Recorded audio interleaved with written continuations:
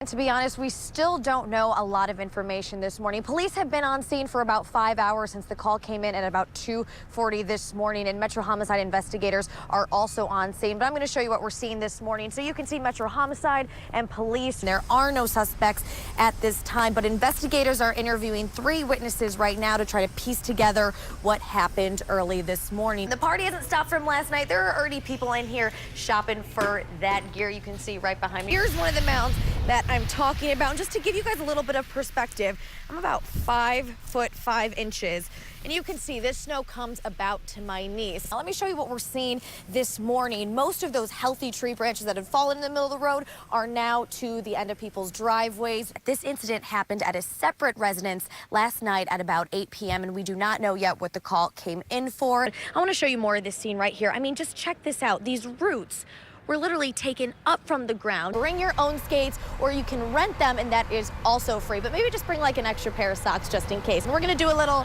should we do a little trick here? A trick?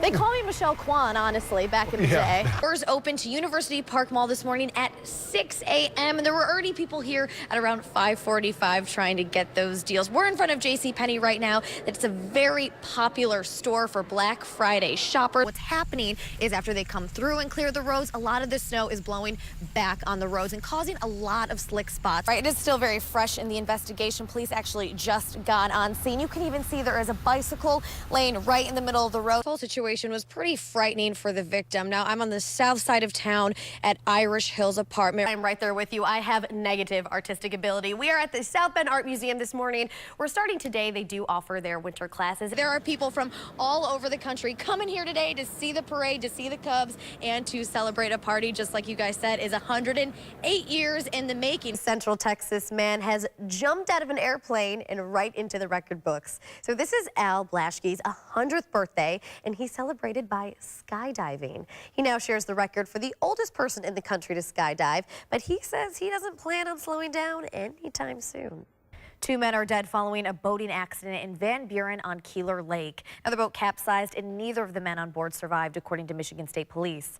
The victims included 45-year-old man from Decatur, Michigan, and a 64-year-old man from Evergreen Park, Illinois. The names of the victims have not yet been released. A multi-county search for 2 homicide suspects ending in a hotel being swarmed yesterday in a busy retail area of Mishawaka.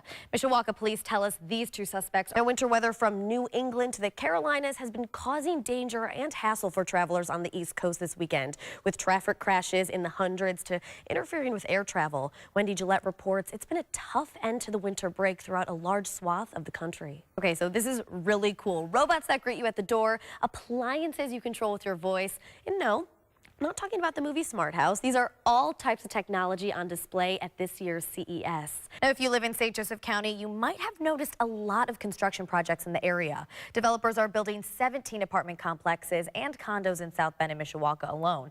So that means around 700 units coming online by the end of the year. WSBT 22's Caitlin Connon reports.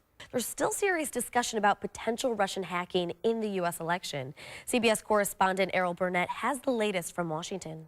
Donald Trump fired off a series of early morning tweets yesterday accusing former President Barack Obama of having his phones tapped at Trump Tower during the election. A spokesperson for the former president calls the claims false. Right now, Ed, tell me something good, as in the song says. What song is that? I'm trying to figure it out. Are you kidding me? You don't know that song where it's like, no, I do, but is it commercials?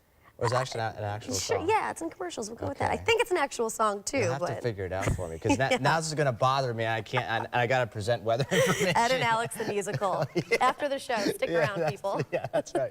Don't go away. All right, here's your forecast as we... Sometimes the sweetest of tunes comes from the hardest times. I'm covered in guilt and shame. A year ago, 24-year-old Savannah Whitaker was homeless when she met Steve Toman in the most unexpected way. I was doing a photo shoot in an alleyway, and I didn't know it was him until we moved into his apartment. And he was walking up to his apartment, I'm assuming, and he said, "Wow, you've got a really amazing voice." And I was like, "Thank you." 2 weeks later, Steve died unexpectedly. Savannah and her friend went to the funeral, and that's where Savannah met Steve's mother, Debbie. At the funeral, it was just briefly, but it was 2 days later she came with her friend, and Savannah sang to me. It was the most beautiful song I had ever heard, and it was just about not really being able, you know, to make it through, but God gets you through it. A voice that brought Debbie and her daughter Shannon to tears. Baby, it's the darkest hour. Debbie invited Savannah to stay for good. Not knowing that these two people crossing each other's paths, he was going to pass away in 2 weeks, and she was going to be living with his family and basically become like my sister. A soft place to fall, and trusting in somebody who probably didn't have a lot of people trusting in her. Didn't matter at all. It was unconditional love. Something that both Savannah and Debbie say was God's plan. But I know now that God had brought her into our lives because she is such a blessing to us. Really, she's been on this journey from homeless to rising star, and the whole time she's been rising, she has been blessing us. Because I was sad because I was getting bullied. Lexi Hansen draws pictures like this one.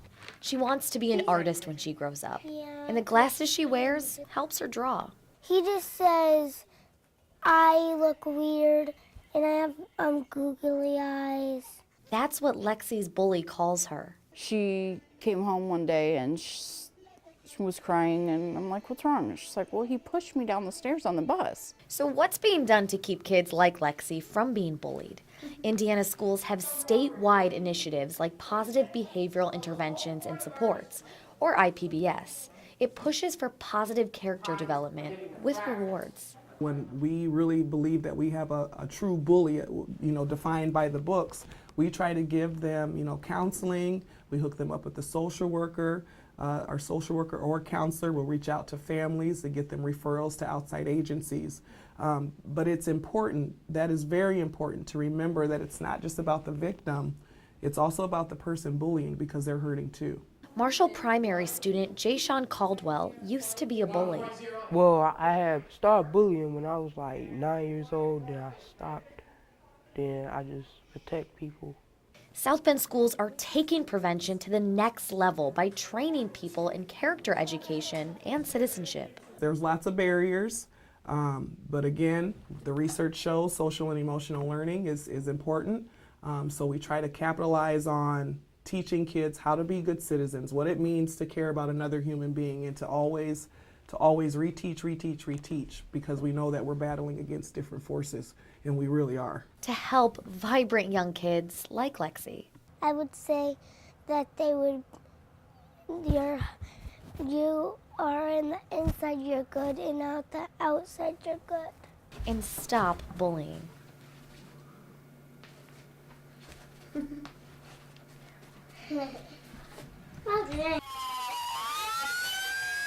Monday, September 26th.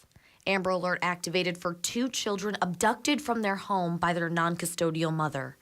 Her 2 kids found dead in the back seat of the car she was driving. Tuesday, September 27th. Amber Alert issued for 7-year-old girl in Greenwood. Her non-custodial mother picked her up from school. She was found unharmed. Monday, October 3rd. Another Amber Alert from mother and a baby in Hammond who were abducted by their baby's father. They were found safe in Illinois. And the same day, Amber Alert activated for 17-year-old girl in Sheridan who was missing and believed to be with a violent sex offender and jail escapee. You think, what's going on? What all of a sudden has, triggered this? It would seem to be, epidemic of Amber Alerts, but a lot of it is just coincidence. In Indiana, there hasn't been more than 1 Amber Alert activated in a year since 2010. The structure and the setup of them is designed so that they aren't overused because then they lose their effectiveness. But in 1 week, a shrill that makes your heart skip a beat was heard over and over but police say there's a very strict protocol before issuing them. On a daily basis, we're dealing with missing children and custodial disputes where kids aren't getting turned over to parents on time and, kids just wandering away from home. So we don't want to flood, the market with constantly putting out Amber Alerts. When you hear that sound, pay attention to that because it really could, make a difference in a child's life. A story more than 40 years in the making. But the part that kind of got me is right there. Her signature. Starts with a piece of paper. I opened up the envelope, which gave me something that almost everyone takes for granted, to look at their birth certificate. And here I am at the age of 43 looking at a document that I didn't even know existed. James Burns started his search for his birth family 30 years ago. But it was important to me to know the background of how I came to be. So I searched. And today, the two girls should be here any time now. he'll have. I'm hoping that it goes well, but I'm shaking like a leaf today. A moment James has been waiting for. Turn around and head towards the deli. His whole life.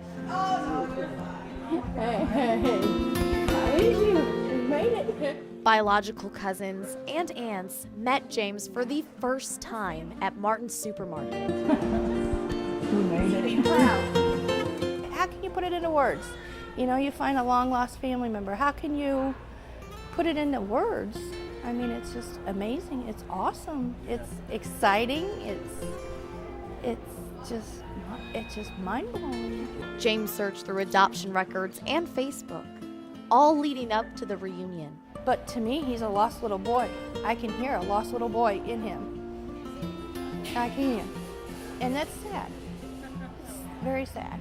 So hopefully, all this will make him feel much better and put him at ease, so he'll know where his family is and where he came from. I'm somebody and not a piece of trash that I was led to believe that I was left out and they just picked me up. I mean, that's hard. How do you take that somebody may not have cared enough about you that left you out and this other couple just picked me up? Now I know the truth, that just wasn't the case. But either way, I was raised decently, I've lived a good life, and my journey's continuing to find others. It's taken decades for James to put the pieces together, but he finally got what he's been seeking out his whole life. My message to other adoptees would be to don't give up. There's always hope. We as adoptees think of our search as a continuous journey. So if you keep on that, continue on with every little information you have and keep it up, because eventually you're going to find it, what we call our truths.